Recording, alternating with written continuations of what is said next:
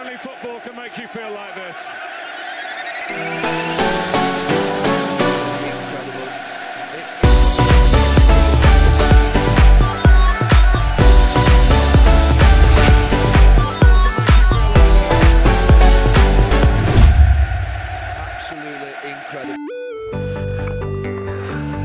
Aha, reka ndabaramutse cyane, reka ndabaramutse aho bukeye, aho bwije ndabwiye ntimwiriwe.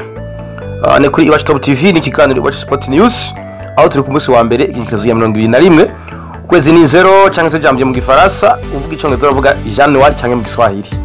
Yes, turagiye n'amakuru y'inkino atandukanye hirya no hino ku isi, aho ngiye kubabwira nti Shalom ndamukanye y'amahoro, kaze mwese abakunzi ba sport muri rusange aho merereye. Aba volleyeur, aba basketeur, aba footballeur, aba athlete mwese ndabaye ikaze kuri Iwacu Top TV kugira ngo dukurikirane icyo kiganiro c'inkino uriko murashikirizwa na jewe Jean Paul Dunia Le Monde. Uhinga bw'ivyuma ni MC Mango uno musi avadiganije na Janviezo niwe ariko arakora ibikorwa kugira ngo aya match ashobore kubashikira arongorose nkuko muyumva. Reka rero mu kanya katarambiranye cyo tuza nido canke se twahera ku ncamake aho tuje kubabwira amakuru tuje kubashikiriza. Yo turahera ngaha iwacu mu Burundi nagiko kiravugwa ni Championnat National Premier League izobandanya twaza kubabwira inkino zose zabaye hagati mu ndwi ku munsi wa kabiri bakinye ku munsi wa gatatu barakina n'uyu munsi ku munsi wa gatanu baza gukina ejo ku wa gatatu bazokina no ku munsi w'Imana bazokina kwa mu ndwi hagati barakina indwi ya 18 muri weekend naho bazobandanya bakina indwi ya 19 twaza kubabwira ingene inkino zagenze mu ndwi hagati ingene inkino zizogenda muri weekend ingene imigwi izotana mu mitwe tubabwire ukuntu imigwi irusharushanwa tubabwire n'ingene abakinyi bamaze gutsinda ibitsindo vyinshi. Tukiri mu mupira w'amaguru taza kuvuga kuri Etienne Ndayiragije ku munsi wa gatatu ariho vyaba official aho yahawe kumenyereza umugwi wa Bugesera wo mu gihugu cy'u Rwanda ni mu gihe Etienne Ndayiragije yaraherutse kubogozwa mu gihugu cya Tanzania aho yamenyereza equipe se y'igihugu ya Tanzania Taifa Stars. Turaza kubwira n'undi mumenyereza nawe nyene yahawe kumenyereza ubundi mu gwitwa Biashara United wo mu gihugu cya Tanzania aho nyene akabasanzwe ari umurundi. Turaza kuva mu cicaro ca mbere duze no mu cicaro ca kabiri aho tuza kubabwira naho nyene ingene inkino zitegekanijwe nabo nyene ku munsi w'ejo bazosanga gukina aho bazokina icyo twita phase ya retour ni mu gihe phase ale yari yarangiye. Turaza kubabwira ingene imigwi izohura ejo ku munsi wa gatandatu no ku munsi w'Imana. Turaja kuva muri football cyangwa se mu mupira w'amaguru turabira hamwe n'amakuru avuga muri basketball aho ryahiganwa itegurwa n'ikinyobwa Viva ryasuye gutangura azokina mu bagabo no mu bigeme. Turaza kubabwira ingene inkino zitegekanijwe aho bazotangura ku munsi w'ejo wa gatandatu no ku munsi w'Imana. Ejo kwa gatatu bazokina demi final mu bagabo no mu bigeme mu gihe ku munsi w'Imana bakina urukino rwa final. Turaza kuva muri basket dusimbire ibihugu bibanyi turaza kuvuga mu higanwa ryo mu Rwanda tuvuga muri Tanzania no muri Kenya. Turaza kuva aho hose dusimbire no muri Afrika nagiko kiravugwa atari kindi ni ihiganwa rya CAN cyangwa se Coupe d'Afrique des Nations AFCON 2021 ariko rabera mu gihugu ca Cameroon aho bageze muri kimwe 18 gishira icyanyuma. Inkuru yari kiravugwa inkuru kwisonga no gusezererwa kwa equipe serukira gihugu ya Algerie aho ejo yatsinzwe n'igihugu ca Côte d'Ivoire ibitsindo 3-1. Ni mu gihe iyo equipe ya Algerie ariyo yari equipe champion no kuvuga equipe yari ifise igikombe cyo cyaheruka cyo muri 2019 ikaba yatashe rugikubita. Ini muri vuga cyane naho amazinga ya Koma inyuma yaho baronkeye itike ya mbere yo kuja mu gikombe cya Afrika bahise bikalifya muri phase ikurikira bakaba bageze muri weekend de final mu gihe ibihugu bikomoka nka Ghana byamaze gukuramwa akarenge. Igindi nkuru nuko abakinyi bamwe bamaze gusezererwa nko twovuga nka Thomas Partey akinira umugwi wa Arsenal yamaze gushika mu mugwi wiwe. Turaje kubabwira rero ngene inkino zitegekanijwe tubabwiye n'ingene ama equipe yagiye araba ya mbere amwe abandanya ayandi asubira azingirago asubira iyo yaje ava. turaza kuva muri Afrika turabiri hamwe n'amakuru avugwa ku mugabane wa Buraya kiko kiravugwa nta kindi ni equipe ya FC Barcelone mu gikombe cy'umwami cyangwa se muri Copa del Rey yamaze gusezererwa aho yatsinzwe na Athletic Bilbao mu gihe rero equipe ya Real de Madrid mukeba wa FC Barcelone yoyo yamaze kubandanya ikaba yageze mu gice gikurikira. Yini muri kiravugwa n'umukinyi Ousmane Dembele biko yavuga yuko ashobora kuba mu mugwi wa FC Barcelone akaba yikarondera uwundi mugwi ariko biko yaravugwa rero turaza kubabwira ingene vyifashe. Turaza kuvuga kandi no kuri equipe ya nako yindi nkuru kiravugwa naho umukinyi Ansu Fati ejo nyene ariko bakina Athletic Bilbao yashoboye kuvunika arababara cyane bivugwa yuko ashobora gusiba amezi abiri. Turaja kuva muri izo nkuru turabira hamwe no ma championnat akomakomeye atandukanye. Turaja kuvuga mu higanwa rya Ligue 1 mu Faransa, tuvuge muri Bundesliga mu Budagi, tuvuge muri Serie A muri Italie, tuvuge muri La Liga muri Espagne hamwe no muri English Premier League. Turabe inkuru ziko turavugwa, turabe ingene imigwi izocakirana muri weekend eka akanyene kadukunda. Turaja kuvuga n'amakuru avugwa hanze ikibuga. Reka ngenda bahikaze mikaze aba sportif mwese muri usanga muherereye. Ndababona benshi cyane bamwita Ninganza Melkisedeki Madudu ari hariya kurusuma nabwiye ni karibu muri kino kiganiro ni mufana wa FC Barcelone. Coach Jean Dodier nako ni engineer Jean Dodier hariya mu gitanye nabwiye ni kaze muri kino kiganiro. Bamwita Marc Nezimana hariya mu bwiza kujya gatatu nabwiye ni kaze muri kino kiganiro nawe nyine mufana wa Real de Madrid. Mwese ndababona bagire ngabo nziza abafana ba Manchester United.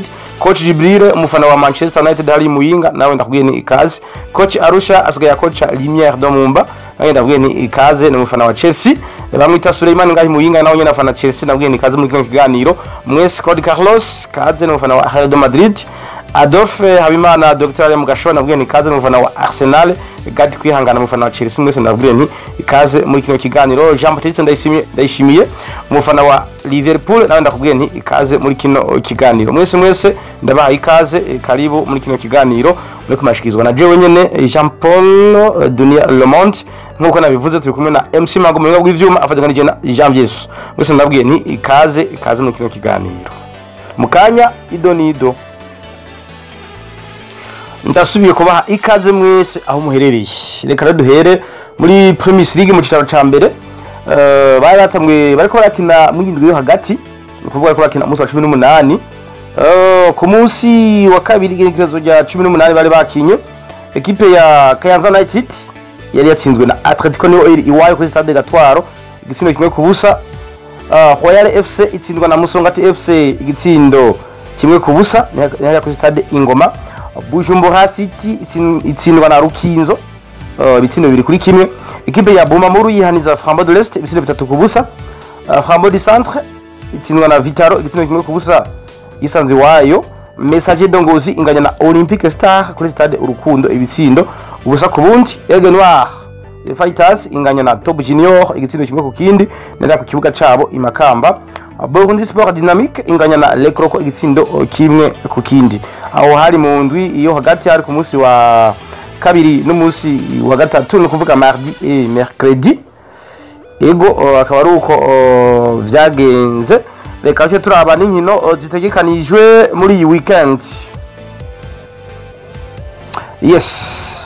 Nyuma y'aho bakinye mu ndwi hagati uno munsi banaza kubandanya bakina umunsi wa 19 bazotangura ku munsi wejo ku munsi wa gatandatu igenekerezo ya 22 kwezi kwa 2 mwaka wa 2022 igejisa 9 ejo ku Stade Ngoma equipe ya Musongati FC izokwakira Aigle Noir imakamba.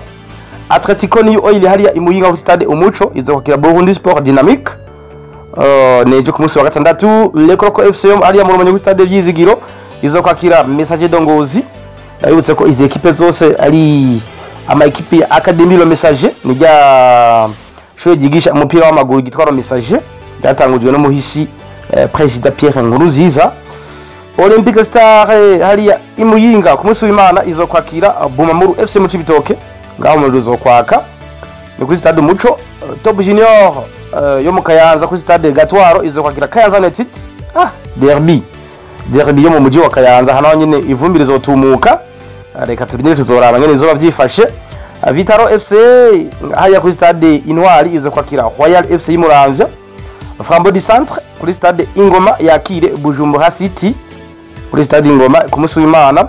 Flambeau de l'Estade kuri stade Intwari izokwakira ekipe ya Rukinzo FC. Yabutse ko Rukinzo FC ari ekipe y'igipolisi cy'u Burundi. Akaba ari uko vyifashe mu nkino nuko bazotana mu mitwe. Gushika ubu rero ekipe ya Bumamuru FC hariya mu Cibitoke yakirira kuri stade Urunani ifise amanota 40 niyo ya mbere, ya kabiri ni Atletico New Oil Academy 31. Ekipe ya gatatu ni Messager Dongozi amanota 30, Top Junior ni ya kane amanota 30, Flambeau du Centre ni ya gatanu amanota 29, Burundi Sport Dynamique ya gatandatu 27, iyindwi ni Musongati FC nanyo ni 27, iy'umunani ni Aigle Noir 26, Vitaro FC ni 9 26, ekipe ya Rukinzo FC ni ya 10 22, Olympique Star ni ya 10 21, Bujumbura City ya 12 ifise amanota 20, ekipe ya 13 ni Flambeau de l'Est amanota 17, Kayanza United ya 14 amanota 18, ya 15 ni Royal FC y'Umuramvya ifise 18, ya 16 ari yanyuma ni Le Croco FC mu Rumonge ifise amanota 11. Akaba ari uko bimeze. Abamaze gutsinda ibitsindo vyinshi bamwita Banza Patrick Kanyanga wa Bumamuru FC afise ibitsindo 11 wa mbere, bamwita Ngariema Tampo Jansi wa Aigle Noir ibitsindo 8, Zayimana Jean wa Vitaro ibitsindo 7, Ndikumana Landry wa Atletico New Oil Academy ibitsindo 7, Nduimana Désiré wa Burundi Sport Dynamique ibitsindo 7, Gakiza Aimé wa Flambeau du Centre ibitsindo 7, bamwita Kireko Yves wa Musongati nawe afise ibitsindo 6.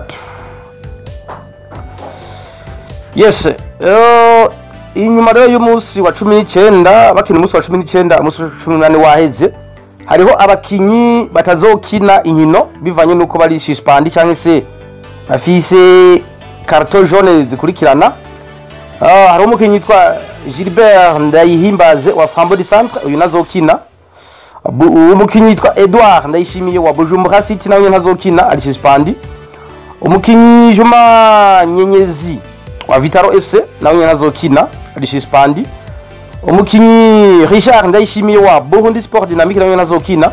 Muri Olympique Star bamwita Hassan Junior hamwe na Fidel Harerimana nawe nyene bazokina bari suspend. Flambeau de l'Est utazokina ni Pascal Bandibana yes, Pascal Bandibana wa Flambeau de l'Est nawe ntazokina ari suspend. Umukinyi wa Rukinzo yitwa Patient Muhoza nawe ntazokina kubera ari suspend. Akaba ari abo bakinyi batazokina, aho mbona abakinyi bashika kuri abakinyi bashika ku 8 badashobora gukina ubwo inkino z'umunsi wa 19 kubera amakarta y'umuhondo bafise akurikirana. Akaba ari uko byifashe muri Primus League icicaro ca mbere. Yes, nyuma yo kuva muri Primus League mu cicaro ca mbere, inkino no mu cicaro ca kabiri bazobandanya bakina phase retour. Ni mu gihe phase ari yaheze. Uyu munsi rero batangwa gukina igerekezo ya 21 kuri stade Intwari igihe cy'isaha 7 z'umuhingamo. Ekipe ya Ridic Sports for Africa iza kwakira ekipe ya Muzinga kuri stade Intwari igihe cy'isaha 9:30 kuri stade Intwari. Intwara Rumuri FC baza kwakira Legends Athletic igihe cy'isaha 9 kuri stade Umuco. Ekipe ya New Force Academy iza kwakira Lumière de Mumba y'umumenyereza Arusha. Ejo ku munsi wa gatandatu gishisa 9 kuri stade Urunani hariya mu Cibitoke, Les Elephants FC y'Umuramvya izo kwakira Delta Star yo mu Gatumba. Kuri stade Intwari kandi ejo gishisa 7 ekipe ya Interstars izo kwakira Lilière FC. Kuri stade Intwari kandi ku gihe cy'isaha 9:30 Tel Aviv FC izokwakira Magara Young Boys ni hariya mu Rumonge. Kuri stade Sosumo hariya mu Rutana ekipe ya Moso Sugar Company izokwakira Buhumuza FC mu Cankuzo. Ni mu gihe kuri stade ya Ruyigi equipe igice y'icenda equipe ya Tigre Noir izo kwakira Garage Express y'Igitega akaba ari uko byifashe mu cicaro ca kabiri abazokina umunsi wa mbere wa phase retour tukazobabwira rero inkino zagenze mu makuru yacu yo kuwa mbere tutarava kandi mu mupira w'amaguru cyo twabwira nuko umumenyereza yitwa Vivier Bahati ni Murundi yahora ari cegera cy'umumenyereza w'umugwi wa Azam FC mu gihugu ca Tanzania akaba yahawe amasezerano yo kumenyereza umugwi wa Biashara United wo muri ico gihugu ca Tanzania ni mu cicaro ca mbere uyundi twababwira ni Etienne Ndayiragije yahawe amasezerano yo kumenyereza umugwi wa Bugesera FC wo mu gihugu cy'u Rwanda twibutsa ko uyu Etienne Ndayiragije ari we mumenyereza wa mbere w'umurundi yashoboye kumenyereza umugwi wa Taifa Stars kuvuga umugwi seruka gihugu ca Tanzania aho yawumenyereje igihe kitari gito tubabwire ko kandi uyu mumenyereza Etienne Ndayiragije ahawe amasezerano yo kumenyereza umugwi wa Bugesera FC mu gihugu cy'u Rwanda imigwi rero uyu mumenyereza Etienne Ndayiragije amaze kumenyereza yatanguye mu mugwi wa AS Tanganyika hanyuma anamenyereza umugwi wa Legue Pied du Lac yaramenyereje kandi n'umugwi wa LRB Sports for Africa ni kuvuga Diardic Burundi Sports for Africa yaramenyereje kandi na Vitaro FC muri Tanzania naho yamenyereje imigwi nka Mbao FC aramenyereza umugwi wa KMC Azam FC hamwe na Taifa Stars mu gihugu cy'u Rwanda yaramaze kumenyereza imigwi ya Mukura Victory Sports Kiyovu Sports hamwe rero na Bugesera agiye kumenyereza ubu murumva yuko Etienne Ndayiragije ari umumenyereza akomeye cyane afite CV ikomeye gose ariko twavuga yuko yasubiye inyuma kuva kumenyereza equipe se igihugu ya Tanzania ndabibutse ko iyi equipe yahoze imenyerezwa n'abamenyereza bakomeye cyane aho twavuga nka Daniel Amukachi uyu ni mu legendaire wa igihugu ca Nigeria igihugu gikomeye cyane muri Afrika nawe rero akaba yarashoboye kumenyereza iki gihugu ca Tanzania ni igihugu gikunda umupira w'amaguru urumva yuko Etienne Ndayiragije ari umuntu akomeye cyane mu bijanye no kumenyereza yes nyuma yo kuva mu mupira w'amaguru reka turabirane n'amakuru avugwa muri basketball ryahiganwa ry'umupira w'amaboko ni muri tournoi yateguwe n'ikinyobwa Viva gifadikanije na Febabu higanwa rizotangura ku munsi w'ejo wa gatandatu no ku munsi w'Imana bazokina nukuvuga ejo ku munsi wa gatatu bazokina demi finale hanyuma ku munsi w'Imana bakine amafinale ni ku ruhande rw'abagabo n'abagore ku ruhande rw'abagabo babyita ngo ni les grands finalistes harimo ama equipe ane ni equipe y'Urunani Dinamo Gymkhana hamwe na New Star mu ruhande rw'abigeme naho ni Gladiators Young Sisters hamwe na Legazere na ama equipe atatu yonyene ni mugiye equipe ya Gladiators yo yamaze kuba quartier d'office no kuvuga yo yamaze gushika ku rukino rwa nyuma rero inkino zitegekanijwe gutya ku ruhande rw'abagabo no kuvuga ngo ku ruhande rw'abagabo ejo igihe cy'isaha 7 equipe ya Dinamo izohura na Gymkhana equipe ya Urunani ihure na New Star nukuvuga ngo izotsinda hagati ya Dinamo na Gymkhana izotsinda hagati ya Urunani hamwe na New Star baduce bahura mu rukino rwa nyuma ruzoba ku munsi w'Imana igihe cy'isaha 6 zo ku murango aho ni mu bagabo no finale itegekanijwe mu gihe ku ruhande rw'abigeme babwiye n'ama equipe atatu nukuvuga ngo Legazere izokina na Young Sisters ni mu gihe rero equipe ya Gladiators yo yamaze kuba qualifiée d'office yashitse ku mukino wa nyuma rero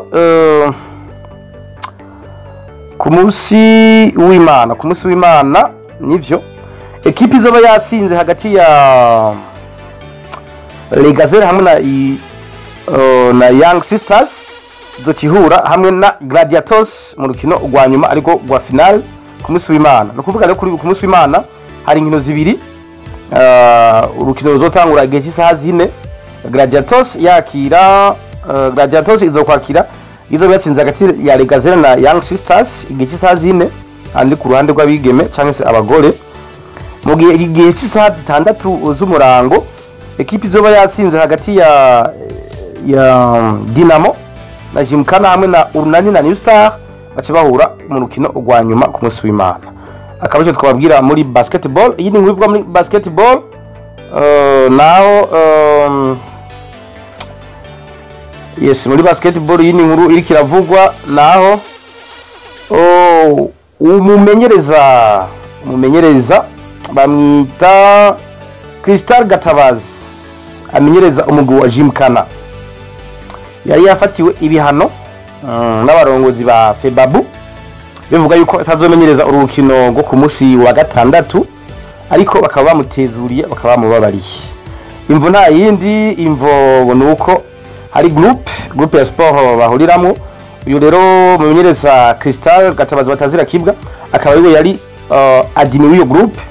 Hakaba hari umuntu rero yavuze amajambo umuntu aba muri diaspora amajambo mabe kucyoza umukuru wa Febabu bityo baja mu matoza mubaza igituma yaba yabivuze ariko yarisiguye arasaba imbabazi aravuga ati nukuri ntavyo nzi. Abantu benshi bari bavuze amajambo arimo ba Steve Zerike bavuga bati yamubabarire nimba koko muri groupe umuntu yovuga amajambo mabi nyoca abihanirwa. Rero abarongozi ba Febabu babiravye bahava baramutezurira baramubabarira. Nukuvuga ngo ejo mu rukino Gymkhana ezo biri kirakina uyu mumenyereza Kibwa azoba ari kuri bando touche ariko aramenyereza umuguye wa Gymkhana. Akaba ari makuru twababwira ngaha mu Burundi. Reka tumira amate akanya gatoyi cyo turabira hamwe n'amakuru avugwa ngaha mu bihugu bibanye. Turahera mu Rwanda tuja muri Tanzania no muri Kenya. Yes, nyuma yo kuva ngaha mu Burundi reka dusibire no mu bihugu bibanye duhere mu gihugu cy'u Rwanda. Bari bakinye mwindwi hagati ku munsi wa gatatu ekipe ya Etincelle yari yatsinzwe na Hesport ibitsindo 2-0. Etoile de l'Est inganya na Kiyovu Sports ibitsindo ubusa ku bundi. Bugesera FC itsindwa na AS do Kigali ibitsindo 2-1. APR FC itsinda Gorilla 1-0. Gicumbi FC inganya na Mukura Victory Sports 1-0. Musanze FC itsinda 1-0 bwa Gasogi United. Police FC inganya na Rutsiro igitsindo 1-0. Ejo ku munsi wa gatandatu bazobandanya. Reka turabe ingene inkino zizogenda. Kiyovu Sport izokwakira Espoir ejo igisaha 19:30. AS do Kigali yakire APR FC igisaha 9. Rayon Sport izokwakira Marine FC. Gasogi United yakire Etincelle ku munsi w'Imana. Mukura Victory Sports izokwakira Musanze. Gorilla yakire Etoile de l'Est. Police yakire Bugesera ku munsi wa mbere nyene. Ekipe ya Rutsiro yakire Gicumbi FC. Gushikura rero muri Rwanda Premier League ekipe ya APR FC niyo ya mbere ifite amanota 27 ikurikirwa na Kiyovu Sports 26, AS do Kigali ya gatatu 23, Police FC ya kane 23, Rayon Sport ya gatanu amanota 23, Musanze FC ya gatandatu 20, Rutsiro FC yindwi 17, Gasogi United y'umunani 16, Espoir FC y'icenda 15, Marine FC 15 ni 10, ya 11 ni Mukura Victory Sports 18, Bugesera FC ya 12 11, Gicumbi FC ya 11 amanota ya 13 amanota 11, Etoile de l'Est ya 14 amanota 10, Gorilla FC ya 15 amanota 8. Kushika ubu ekipe ya Etincelle niyo yanyuma amanota 8 yonyine akaba kubyifashe mu gihugu kibanyi cy'u Rwanda muri championnat yaho Rwanda Premier League. Inyuma ya Rwanda Premier League reka turabirana n'amakuru avugwa muri Vodacom Premier League ni mu gihugu cya Tanzania. Ku munsi w'ejo rukino rwabaye rumwe. Mbeya City Country yatsinze Ruvu Shooting igitego kimwe ku busa ku munsi w'ejo. Mbeya kwanza rero no munsi izakukina na KMC uyu munsi kandi Dodoma Jiji iza kwakira Kagira Sugar. Prisons ejo izo kwakira ekipe ya Azam Football Club. Mtibwa Sugar yakire Simba Sports Club ejo igejisa 9. Biashara United ya wamenyereza w'umurundi iza kwakira Geita Gold ejo. Polisi Morogoro yakire Young Africans ku munsi w'Imana, Coastal Union yakire Namungo. Gushika ubu ekipe ya Young Africans niyo ya mbere 32, Simba Sports Club ya kabiri 28. Ni mu gihe ekipe Yanga imaze gukina inkino 12, Simba Sports Club 11. Kuvuga ngo ni yabutsinda izogira 27, hama isigara inyuma amanota 5. Ukibanza cha gatatu ni Mbeya City 22, Polisi Morogoro ni ya 4 18, Azam Football Club ni ya 5 amanota 18. Ekipe nka Namungo ku mwanya w'umunani n'amanota 18, KMC 9 18. Akaba ari uko byifashe muri Vodacom Premier League mu gihugu ca Tanzania. Yes, reka turabe no mu gihugu ca Kenya. Mu gihugu ca Kenya nayo bazokina ejo. Ekipe ya KCB izokina na Posta Rangers igeje isaha 8. Ejo igeje isaha 8 ekipe ya Gor Mahia Football Club izokwakira Nairobi City Stars. Bazosubira gukina ku munsi w'Imana, Ulinzi Stars Football Club izokwakira Police ya Kenya igeje isaha 8. Dimanche kandi Ulinzi Stars ini ekipe y'igisirikare ca Kenya izokwakira Police ku munsi w'Imana igeje isaha 8. FC Talanta yakire Nzoyi ya Sugar ku munsi w'Imana. Bazosubira gukina ku munsi wa gatanu ikirezo rya 4. Gushika rero muri Kenya uko ama ekipa rutanwa nuku: Kakamega Homeboys ya mbere 32, Nairobi City ya kabiri 27, Gor Mahia 26, Kariobangi Stars 25 ya 4, KCB ya 5 25. Ama ekipe nka Sofapaka ni ya 10 n'amanota 20. Tusker Football Club ekipe ikomeye cyane ifite n'amateka menshi ni ya 11 n'amanota 19. Akaba ari uko byifashe muri Kenya Premier League. Reka twongere tumira amate cyo tuzatubabwira amakuru avuga muri CAN, muri Coupe d'Afrique des Nations, aho bageze muri kimwe 18 gishira icanyuma. Yes, inyuma yo kuva mu bihugu bibanyi, reka turabiraga n'amakuru avuga muri CAN Coupe d'Afrique des Nations edition ya 33. Imbere yuko tuja muri kimwe 18 gishira icanyuma, ndababwira uko imigwi izocakirana. Reka maze ndababwire ukuntu byifashe mu mapule. Muri groupe A hari mu gihugu ca Cameroon, Burkina Faso, Cabo Verde na Ethiopia.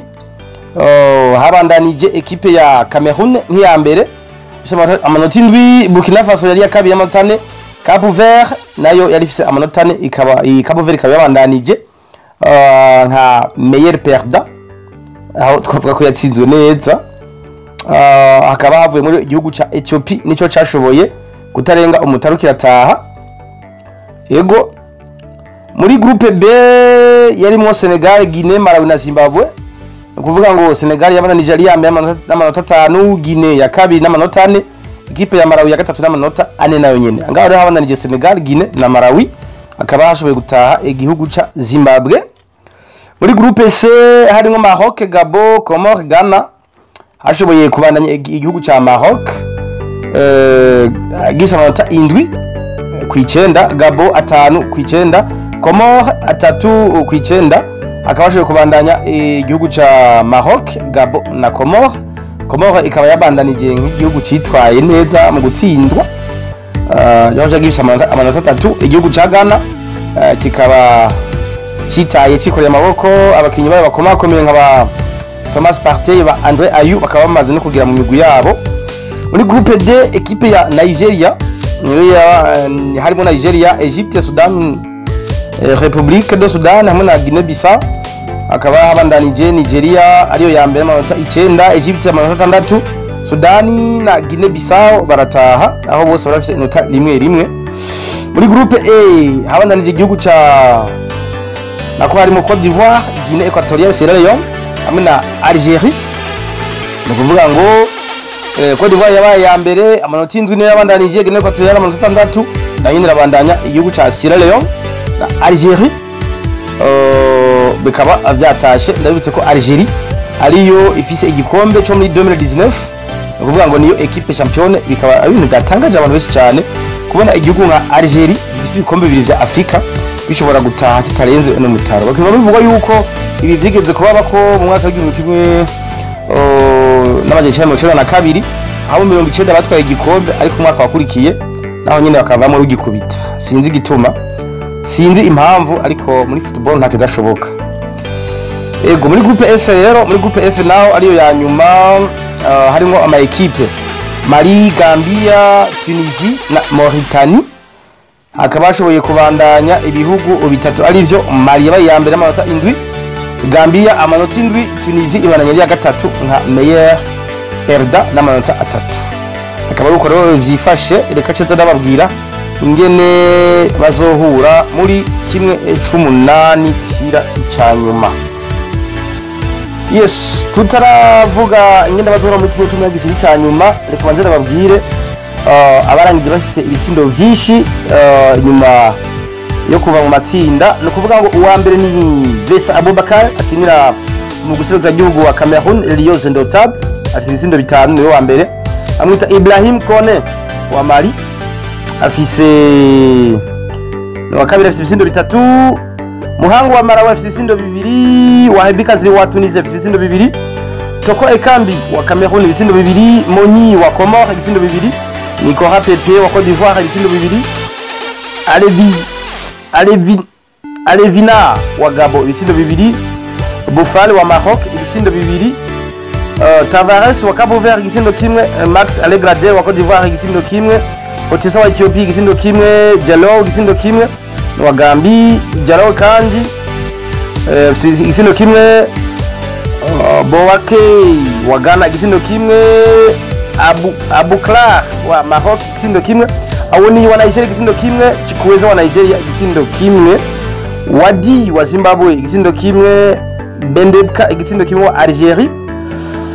Bande wa Burkina Faso ibitsindo 1. Bayala wa Burkina Faso ibitsindo 1. Sangare wa Burkina Faso ibitsindo 1. Rodrigue wa Cabo Verde ibitsindo 1.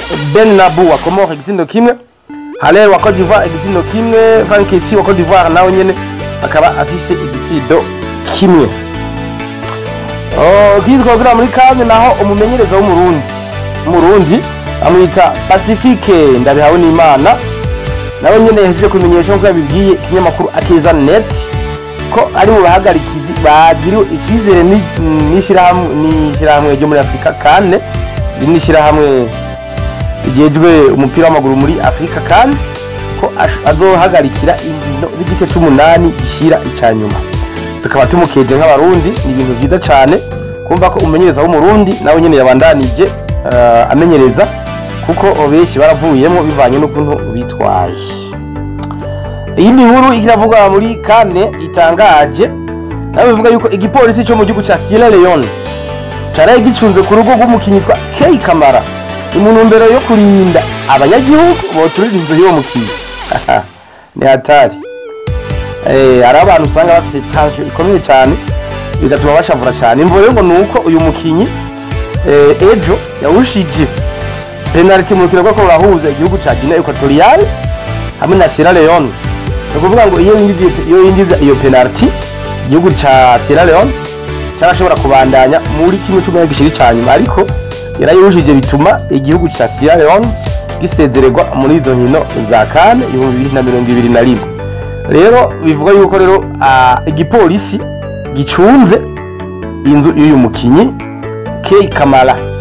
Ubwo tuko turabibona ngaho ku masanamu biraboneka yuko abapolisi kabisa babaye magabo bavuga bati abanyagihugu bashobora guterwa n'agashavu bakaja guturira inzu y'uyu mugabo.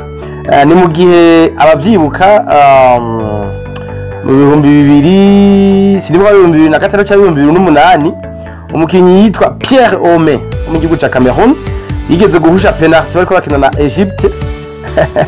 Abanyagihugu cyangwa se abafana ba Cameroon baciye bagenda ku nzu yo barayiturira kabisa baturira inzu baturira n'imodoka yiwe. Urumva ko ari ibintu bibabaje cyane. Umva nyene ishavu rigira uko rishatse ushobora gukoresha ibintu bibi cyane. Rero mu gihugu ca Sierra Leone babiravye baravuga bati bibavanye n'agashavu bafise bashobora kumuturira nk'inzu canke bakamugirira nabi. Umva igipolisi ciriwe gicunze iyo nzu. Reka turindire. Yes, muri kane rero muri kimwe c'8 gishira icyanyuma ubukeme de final ku munsi w'Imana n'inkino tuzotangura iringezo ya 2023. Igihugu ca Burkina Faso kizohura na Gabon igihe cy'isaha 12 zo ngaha iwacu mu Burundi. Igihugu cha Nigeria the Super Eagles igihe cy'isaha 3 kizokwakira igihugu cha Tunisia. Bibutse ko muri kane ibihugu byaro bisigaye ni Tunisia na Maroc, ibihugu nka Egypte na Sudan na Algeria ikaba byarasezeye muri aya mahiganwa. Ku munsi wa mbere igihugu cha Guinea Conakry kizokwakira igihugu cha Gambia. Cameroon yateguye amahiganwa igihe cy'isaha 3 yakire ya mazinga ya Comores nugame ngiye muri kane ariko kikaba cyarose tike yo kuja muri kimwe cy'umwaka gishiri cyanyuma cyo tuti station kuba Comorier.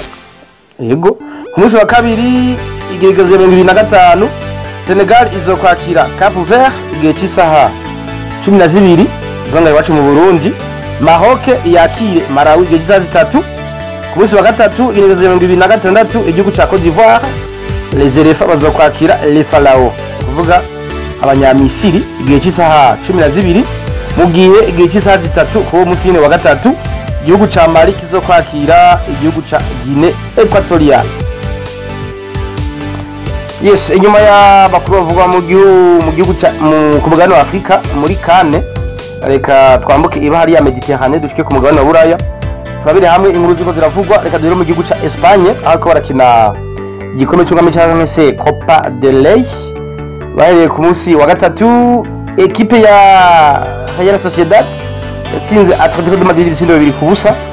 Elche itsindwa na Real de Madrid hari ku munsi w'ejo ibisindo 2 kuri kimwe. Ni mu gihe aya ma equipe yose ya Elche cyangwa se Real de Madrid bari bahawe bayiritswe amakarata atukura. Equipe ya Barcelona itsindwa na Athletic Bilbao ibisindo 3 kuri 2. Akaba ari uko byari byifashe. Bumva ko equipe ya Barcelona ibandanya kugeramigwa nyuma yaho ibereye muri meforme zatangujwe n'igenda rya Neymar bandanya kujya mu bihe bibi cyane. Reka turindire turamwe n'ibizogenda. Ni mu gihugu cya Espagne ariko barakina igikombe cya Copa del Rey. Yes, nyuma ya Copa del Rey cyangwa se igikombe cy'umwami muri Espagne. Reka rero turabire hamwe n'amakuru avuga muri amashampiyona akomakomeye. Reka dore mu gihugu cy'Ubufaransa muri shampiyona yaho yitwa Ligue 1. Uyu munsi igihe cy'isaha 4 equipe yari izokwakira Saint-Etienne. Brest yakire Lille ejo igihe cy'isaha 12. Ejo kandi igihe cy'isaha 4 z'ijoro equipe ya Lens izokwakira Marseille. Metz ku munsi w'imana izokwakira Nice. Ariko barakina indwi ya 22. Clermont ku munsi w'imana izokwakira Rennes igihe cy'isaha 10. Nantes yakire Lorient ku munsi w'imana igihe cy'isaha 10. Igihe cy'isaha 10 kandi equipe ya Angers izokwakira Troyes. Bordeaux yakire Strasbourg ku munsi w'imana igihe cy'isaha 10 nyene. Montpellier igihe cy'isaha 12:05 izokwakira Monaco. Paris Saint-Germain igihe cy'isaha 3:45 yakire Reims. Akaba ari n'urukino ruzoba ku munsi wa gatatu igihe rya 26. Saint-Etienne izokwakira equipe nako izokwakirwa na Angers bazokwakina urukino gutane w'umunsi wa 20. Gushika rero equipe ya Paris Saint-Germain yambitse 50. Nice ni ya 39, Marseille ya 37, Rennes ni ya 38, equipe ya 5 ni Monaco na manota 33.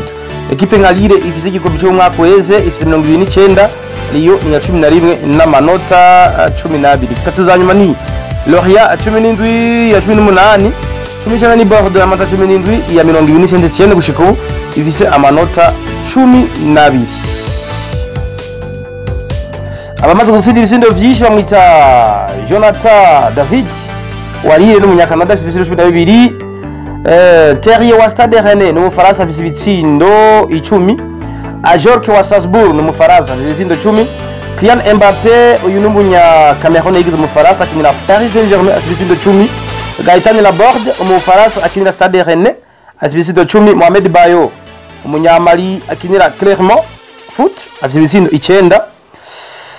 Amin Guiuli uyu n'umu Faransa akinira equipe ya Nice afise ibitsindo 9. Ekitike uyu n'umunya Nigeria yigize mu Faransa akinira Stade Rennes afise ibitsindo 8. Stade Rennes ni Stade Reims afise ibitsindo 8. Diallo wa Strasbourg uyu afise ibitsindo 8 n'umunya Senegal akinira Strasbourg afise ibitsindo 8.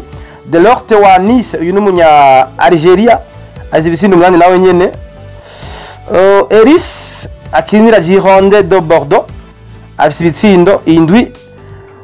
Thomasson akinira Strasbourg n'umufaransa afise ibitsindo 7.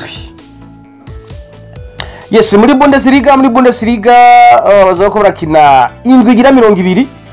Ekipe ya Eintracht Frankfurt uyu munsi geje isaha 3:30 iza kwakira ekipe ya Arminia Bielefeld.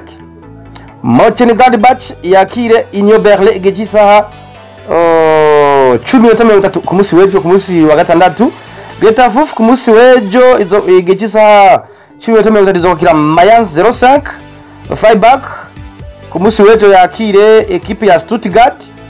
Hoffenheim yakire Dortmund ku munsi w'ejo. Leverkusen izo kwakira Augsburg ku munsi w'ejo nyene. Bochum yakire Cologne, FC Cologne ku munsi w'ejo geje isaha 1:30. Red Bull Leipzig ku munsi w'Imana izo kwakira Wolfsburg. Hertha Berlin ku munsi w'Imana yakire Bayern Munich. Ushikubu rero kundwi gira 19 ekipe ya Bayern Munich iri ku mwanya wa mbere y'amanota 46, ikurikirwa na Dortmund 40, Leverkusen ya gatatu n'amanota 32. Hoffenheim iri ku mwanya wa kane n'amanota 31, ekipe nka Leipzig iri ku mwanya w'indwi y'amanota 28, Eintracht Frankfurt ku mwanya wa 8 n'amanota 28. Zitatu za nyuma ni Arminia Bielefeld ku mwanya wa 16 n'amanota 18, 12 Stuttgart 18 nyene. 18 ayo ya nyuma ni Getafe ifitiye amanota 7 yonyene. Abamaze gusira ibitsindo byinshi bamwita Robert Lewandowski akinira Bayern Munich n'umunya Pologne, ibitsindo 73, penalty 3. Patrick Schick wa Bayern Leverkusen afise ibitsindo 18, afise penalty 1. Erling Haaland wa Borussia Dortmund ibitsindo 13, penalty 3.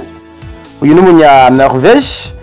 Anthony Modeste wa FC Cologne ibitsindo 12, bamwita Serge Gnabry uyu n'umunya Allemagne wa Bayern Munich ibitsindo 9.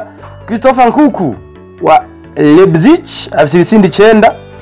Tony Awoniyi wa Union Berlin ibitsindo 9. Andre Silva wa Leipzig ibitsindo 8, penalty 3. Okugawa wa Arminia Bielefeld akaba ari wakurikira n'ibitsindo 7. Hoffmann wa Borussia Mönchengladbach ibitsindo 7 nawo nyene. Bebu afise ibitsindo 7. Muri Serie A mu gihugu cy'Ubutaliyano cyangwa se muri Calcio bariko bakina 7-23. Hellas Verona uyu munsi igeje isaha 3:40 iza kugira FC Bologna. Genoa yakire Udinese ejo igeje isaha 10. Inter de Milan izo kwakira Venezia igeje isaha 1 y'ijoro. Lazio yakire Atalanta igeje isaha 3:45 ku munsi w'ejo. Cagliari izo kwakira ku munsi w'Imana Fiorentina igeje isaha 7:30. Torino yakire Sassuolo igeje isaha 10. Napoli izo kwakira Salernitana igeje isaha 10 nyene. Spezia yakire Sampdoria igeje isaha 10. Empoli yakire AS Roma igeje isaha 1 y'ijoro. Mira AC izo kwakira Juventus de Turin igeje isaha 1, igeje isaha 3:45 ku munsi w'Imana. Uru ni urukino urukomeye cyane ndarikiye abakunzi b'inkino gushobora kuraba. Mu gihugu cy'Ubutaliyano ekipe ya Inter de Milan ifise ibitsindo nakubise amanota 50 ya mbere. Mila AC umwanya wa kabiri amanota 48. Ekipe ya Napoli ya gatatu 43. Atalanta Bergame ni ya kane amanota 42. Juventus de Turin ya gatanu amanota 41. Ya gatatu ni AS Roma ibisi amanota 35. Iyindi ni Lazio 35. Zitatu za nyuma ni Cagliari ku mwanya wa 18 n'amanota 16. Genoa ku mwanya wa 19 n'amanota 12. Salernitana ku mwanya wa 20 n'amanota 11. Ibitsindo vyinshi ubona igori kurusha abandi bamwita Ciro Immobile wa Lazio Roma ibitsindo 17. Vlahovic wa Fiorentina azi ibitsindo 16. Giovanni Simeone umunya Argentine wa Hellas Verona akaba ari umuhungu wa Diego Simeone umumenyereza wa Atletico de Madrid muri Espagne ibitsindo 12 no wa gatatu.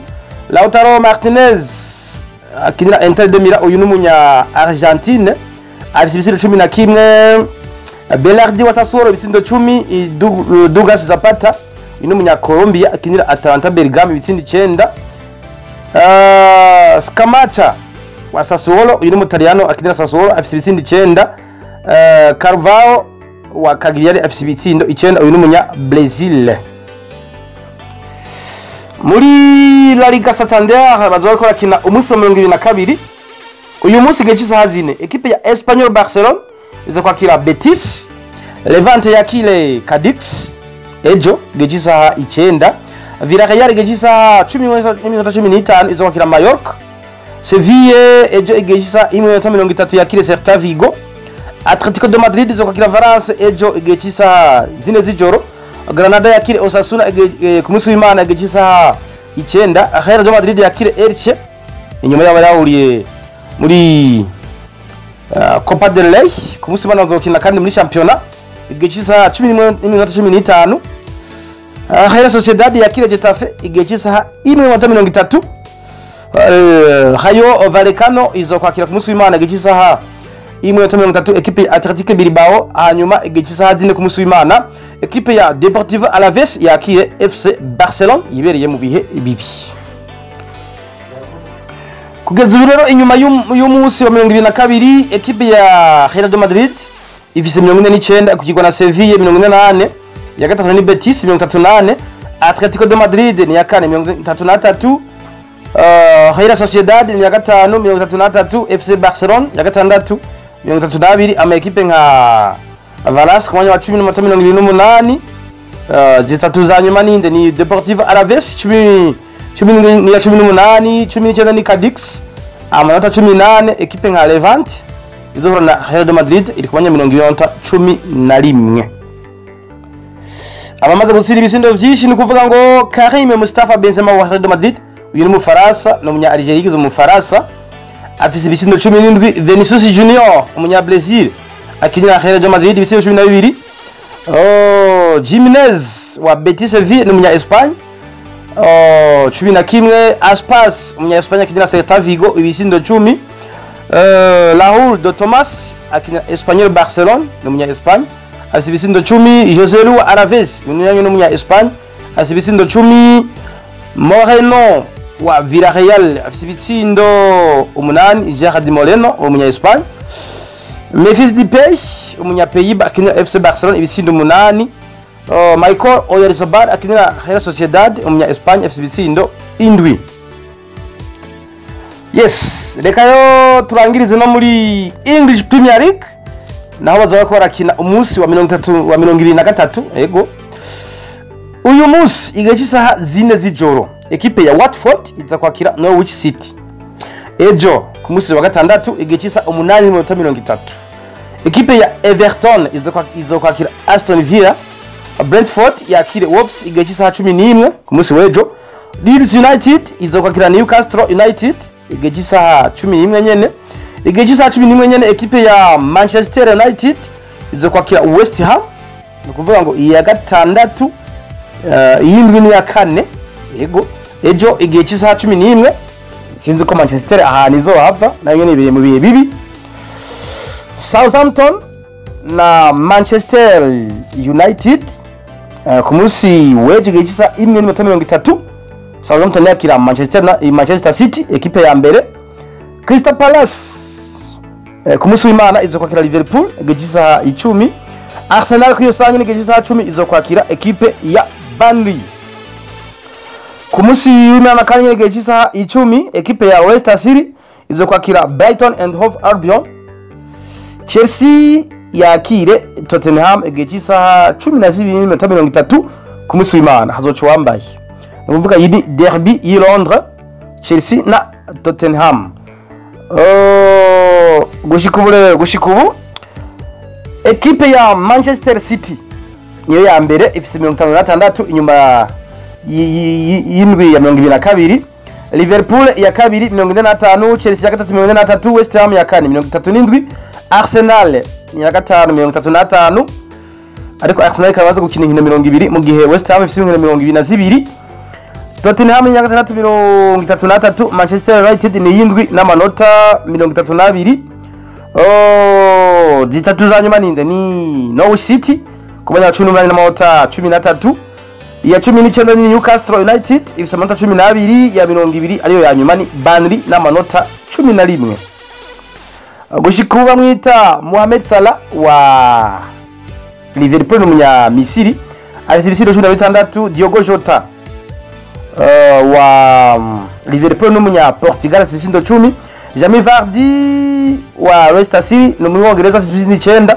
Cristiano Ronaldo no wa kane uyu n'umunya Portugal kinira Manchester United ibisindo 8. Emile Smith Rowe wa Arsenal mwongereza afite ibisindo 8. Sadio Mane munya Senegal akinira Liverpool ibisindo 8. Rafinha afite ibisindo 8. Son Heung-min ibisindo 8 n'umunya Korea du Sud akinira Tottenham ibisindo 8. Michael Antonio umwongereza akinira West Ham afite ibisindo 8. Denis afite ibisindo 8. Bruno Fernandes umunya Portugal akinira Manchester United ibisindo 7. Bernardo Silva umunya Portugal akinira Manchester City ibisindo 7. Mason Mount umwongereza akinira Chelsea ibisindo 7. Bamwita Mompay afite ibisindo 7. Karaga ibisindo 7. Raheem Sterling n'umunya Jamaica yigize umwongereza akinira Manchester City ibisindo 7.